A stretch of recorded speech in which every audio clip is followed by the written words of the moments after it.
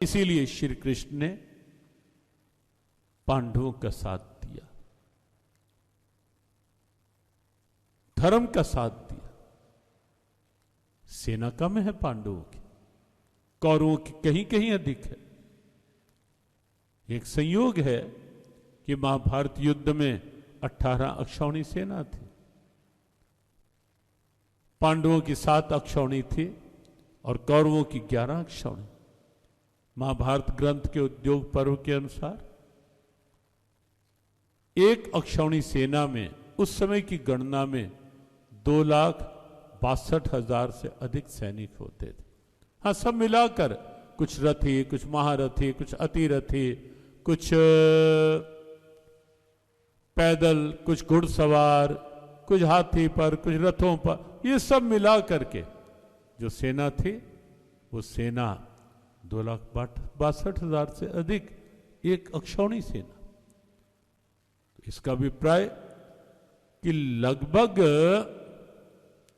10 लाख से अधिक का अंतर था सैनिकों का। कौरव सेना पांडवों से 10 लाख की संख्या से भी अधिक बड़ी थी, लेकिन हार गए, पराजित हो गए। कारण सीधे सीधे 2 थे। एक कारण संख्या बड़ी हो वो एक पक्ष हो सकता है, क्वांटिटी एक पक्ष हो सकता है, लेकिन भारत ने सदैव से ही महत्व केवल क्वांटिटी को नहीं दिया, भारत में महत्व क्वालिटी को दिया जाता है। गुणवत्ता क्या है? संख्या बल और गुणवत्ता बल, ये 2 पक्ष होते हैं। गुण क्या है? क्या अनुशासन है? क्या पारस्परिक प्रेम है? पारस्परिक सद्भाव है? क्या एक दूसरे की बात का आदर है? ये कहीं भी कोई संस्था भी होगी तो उनके लिए भी एक प्रेरणा की बात है। क्या आपसी प्रेम है, सद्भाव है, सद्भावना की मुट्ठी मजबूत है? क्या अनुशासन किसी का बना हुआ है? क्या एक दूसरे की बात का आदर करते हैं सब?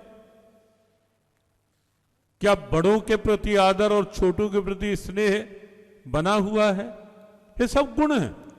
क्या कुछ अच्छा कर रहा है उसके प्रति ईर्ष्या है मन में, या उसके प्रति उसके प्रोत्साहन की भावना है मन में?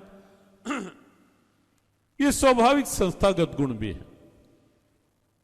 क्या अच्छा करने वाला या कोई और संख्या में और आया है, क्या उसे प्रतिद्वंद्वी मानकर चल रहे हैं या सहयोगी मान के चल रहे हैं? पांडवों में ये सब गुण थे, कौरवों में?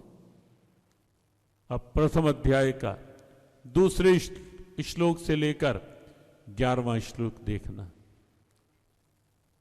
आपको दिखेगा उसमें दुर्योधन की ईर्ष्या, दुर्योधन का द्वेष, दुर्योधन के अंदर की कुंठा, दुर्योधन के अंदर के का छल कपट, ये सब कुछ उन श्लोकों के माध्यम से आपको दिखाई देगा।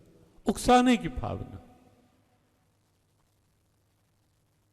गुरु द्रोणाचार्य को भी उकसाया जा रहा है दुर्योधन के द्वारा पांडवों के खिलाफ। ऐसी ऐसी स्थितियां आसुरी संपदा के लक्षण है। कौरवों में संख्या अधिक थी, लेकिन कोई अनुशासन नहीं था, कोई संगठन का भाव नहीं था। लेकिन पांडव कम थे, अनुशासन था। युधिष्ठिर ने जो कह दिया बस सबके लिए मान्य। और फिर पांडवों ने भगवान कृष्ण को अपने पक्ष में कर लिया था। वहां भले ही कौरवों के पक्ष में पितामह और गुरु द्रोणाचार्य थे, लेकिन कौरवों ने कभी भी उनकी बात का सम्मान नहीं किया। बड़ी संख्या होने पर भी कौरव हार गए। छोटी संख्या होते हुए भी पांडव विजयी हो गए। क्यों? क्योंकि एक ही बात थी, नेतृत्व तो भगवान कृष्ण का था, समर्पित कर रखा था अपने भाव को